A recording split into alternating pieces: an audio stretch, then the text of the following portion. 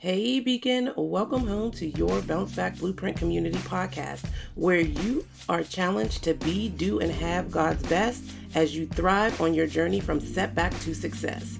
I'm your Bounce Back guide, Tiffany Huff Struthers, and I'll be guiding you on the journey by sharing tips, tools, and the tea on how I was able to bounce back from escaping death, healing from heartbreak, and finding hope in homelessness.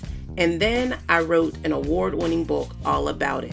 And shout out to God, ever since I was courageous enough to share my story, my life and the lives of women around the world have been forever changed. And as a member of the Bounce Back Blueprint community, I'm called to teach you to do the same. So grab your journal and let's build this blueprint. Hey, Beacon, hey.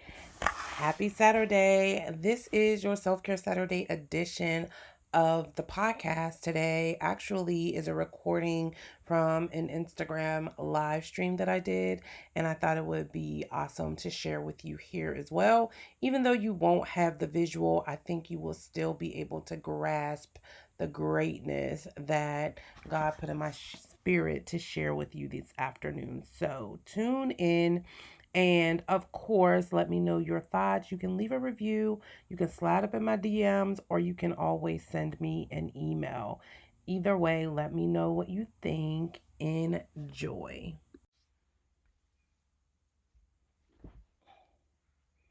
Happy Saturday. Come on in, and join me. If you can hear me, say good morning, or I guess good afternoon now. I love saying good morning. Say good morning and or drop an emoji if you're not a fast typer. I respect that. This is a judgment-free zone.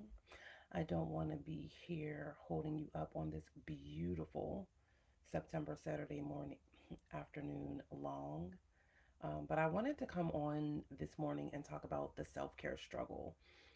For those of you who don't know me or are new here, my name is Tiffany Huff Struthers. I am the founder of the Tiffany Huff Experience, where we support women in rebuilding their lives with God first after what feel to be the worst setbacks of their lives. And we also help those women, once they've rebuilt their lives, share their stories to make an impact and income.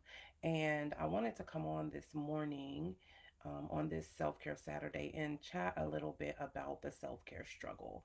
And I know that self care is a buzzword right now.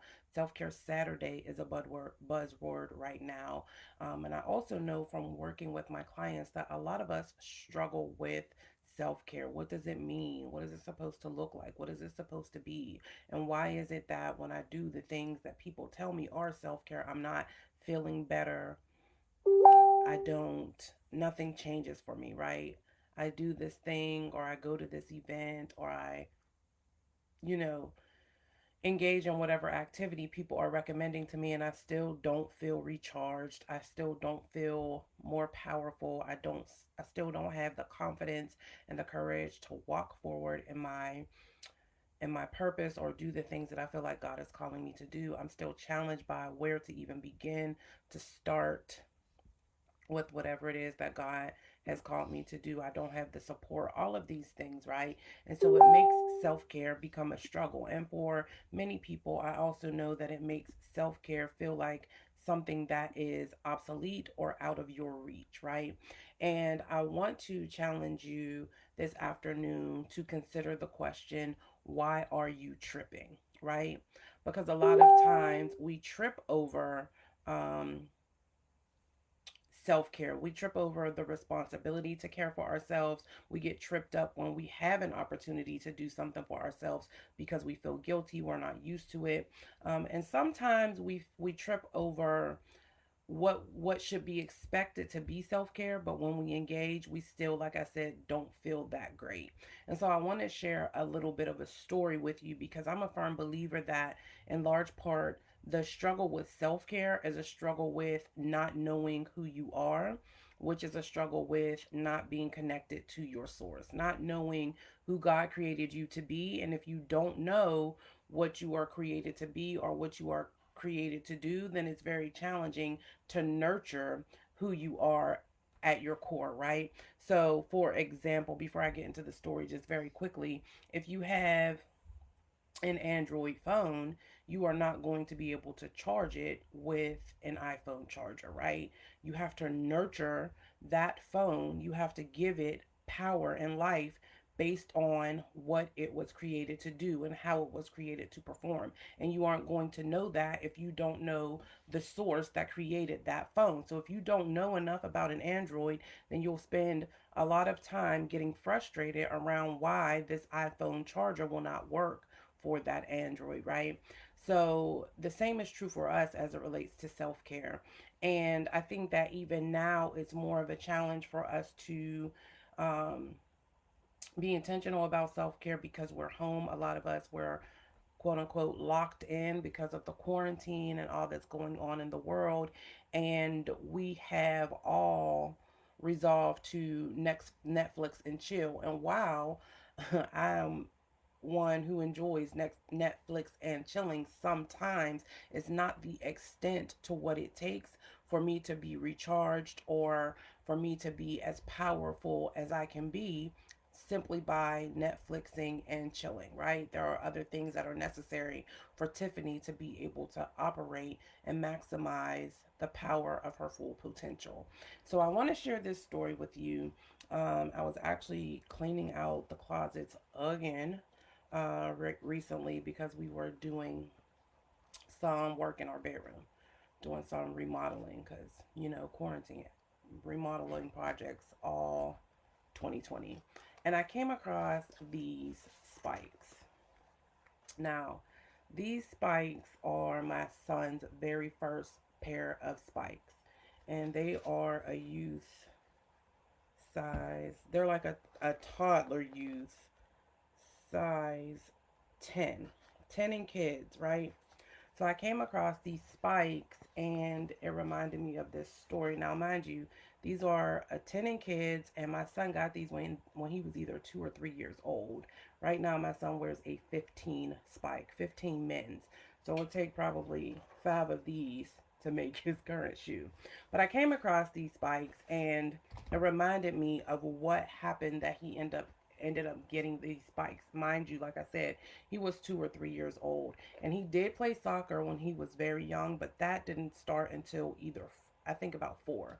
So when my son had a birthday, I believe it was his second birthday, his godmom asked him where did he want to go for his birthday. And he said he wanted to go to Dick's. Okay, boys, he's always liked sports. He's always been into football. So that wasn't a surprise for, well, it wasn't as much of a surprise for her as it could have been, right? He had a birthday party at Chuck E. Cheese. He could have said he wanted to go to McDonald's or something like that, but no, he was very intentional and specific about wanting to go to Dick's. So she picked him up. They went to Dick's, and she said, "Do you want to go to the department where you can get a football?" And he's like, "No." She's like, "Okay, you want to get a new bat?" "No, I want to go to the shoe department." He was very, very particular about it. And she's like, "The shoe department? Okay. All right, boys like sneakers, right? But if he wanted sneakers, why wouldn't he have just asked to go to a shoe store?" So they get to the shoe department. She's showing him sneakers, and he's like, "No, I want football shoes. I want the shoes that football players wear." And she's like, "Okay, but you can't play football yet. You can't play football until you're like 5 or 6." Again, he's 2 years old at this time. And she's like, and he's like, "No, but I need those shoes because I need the kind of shoes that football players wear because I'm a football player. And when I play football, I want to have the right shoes on, just like the football players on TV. So when I get on TV, I have on my football shoes." He was very insistent. She didn't argue. He came home with a brand new pair of spikes, cleats, right? 2 years old. And from that day forward, my son had this backpack. He would put his football in it. He would always have his cleats on when I would not allow him to wear them because he would try to wear these shoes every day. Why? Because he wanted to stay ready, right? He wanted to stay ready. He wanted to be ready. He wanted to nurture who he was at his core. Hey. And so for as long as he could fit these, right? He would wake up, he would either pack his bag with his spikes and his football, or he would put these things on. And I can promise you that I had so many bruises on my feet from him wearing these hard shoes all of the time, right? When I had on my flip flops or when I had on socks and he already had these on, he was killing my feet. But he was very intentional about what he needed to have and what he needed to have in his bag that was always with him so that he was prepared to do what he felt like he was called to do no matter where we were, no matter who else was there. I would take him to the barbershop, and if we had to wait a little bit before it was his time to get a haircut, he would say to someone, excuse me, you want to go outside and play catch? I got my backpack, I got my football in here, I got my spikes. Like, if you're ready, if you know it's not your turn yet, let's go play catch. Let me show you how to run a play, right? He was always ready to nurture himself, right? He knew exactly who he was at a very early age. He knew that he was called to do this thing, right? And so he was very intentional whenever the opportunity presented itself to let others know what he needed to be himself fully, most powerfully, right, at the maximum potential, and also to create opportunities wherever he went to make sure the others who were around him, whether they knew him or not, were aware of who he was and what he was about, and that he was always prepared. And so I share that story with you to ask you, you know, what shoes are you wearing? Are you feeling the shoes that are necessary for you to be able to operate at your maximum potential? Are you filling your bag and carrying it with you wherever you go so that when someone asks you what you need or what you want, you are prepared to let them know? Are you fully aware of who you are and who God created you to be so that you can always be prepared to serve, to grow, to move, and do according to that thing? See, self care and the struggle that comes with it is in large part about not knowing who you are. And in this season, because so much is changing, right? All of these things with the pandemic, and some of us who had traditional jobs aren't able to go into the office anymore. Some of us lost those jobs and won't get them back. And it's a season of that necessitates pivoting, right? It's a season that necessitates you being able to have the clarity to do what it is that God will have you do next, even if it wasn't what you were always doing. However, if you refuse to change your shoes, or if you refuse to give yourself permission to voice the reality that you need a different pair of shoes for what God has coming for you, if you refuse to prepare the bag that you know you need before you step out into the world or come into contact with someone else, then self care will continue to be a struggle. And the only way that you're going to be able to have a breakthrough and get the clarity you need to know how to pivot or how to move forward or how to prepare yourself before you leave out of your house, or in this case get on a Zoom call or what have you, is if you are taking the time and investing in reconnecting to your source. Until you are willing to create the space and also give yourself permission to take the time and invest in your relationship with your creator, then you will be, just like I said at the beginning, you will be like an Android phone trying to get connected to an iPhone charger, and you will always be dying or dead. And if you are always feeling like you're dying, then you're constantly exhausted no matter what you do, right? No matter where you go, you're constantly exhausted. You're not able to be present because you're constantly thinking about what else you need or what you're lacking, right? You get into a lack mindset when you are disconnected from your source. And when you are in a lack mindset, you don't have clarity, you start to put on shoes that God would never have you walk around in. And in fact, either those shoes are too big for you or they're too tight. And what happens is you find yourself tiptoeing around instead of stumping. Because not that my son intended to smash my toes when he wore these shoes, but he was very confident that these were the shoes he was supposed to fill, right? He was very confident that what he was preparing, what he was putting in that backpack, whether we were going to the barbershop or he was leaving the house for daycare in the morning before I went to work, he was very confident about what he needed to do, right? He was very intentional about seeking opportunities to be who God told him to be, regardless of where he was, and he always was prepared. And so, if you are struggling with self care in this season, if you are struggling with clarity in this season, if you're struggling with the courage to be able to say, no, I don't want to go to the stores that I usually shop in, right? I don't want to buy the things that I usually buy. This is what I need in this season. And if you want to support me or buy me a gift in this season, these are the things that I know God is telling me I need to be doing in this season. If that's a challenge for you, then you are going to consistently have a self care struggle. You're going to consistently feel like you're without, that you're lacking. You'll get caught up in tripping. And here's what happens when you start to trip. You find yourself tripping into other people's lanes, right? And you can, I am a firm believer that we are limitless, right? The word says in the word, it says that we can do all things through Christ who strengthens us, right? But what we need to understand about that truth is that we can do all things through Christ who strengthens us to do what he has called us to do. And so when you start to trip, you fall, and you might fall into someone else's lane, and then your shoes might work better in that lane, but those aren't the shoes you are meant to fill. And so you still continue with that self-care struggle. And I know this to be a reality because of the women that I work with and that I serve. And so that is largely part of the reason why on September 19th, I am hosting the very first ever virtual Coffee and Clarity. And our theme is Purpose Over Pandemics, because I know that in addition to the pandemics that are happening nationally, we are also dealing with, and we're already dealing with, personal pandemics before COVID-19 became a thing.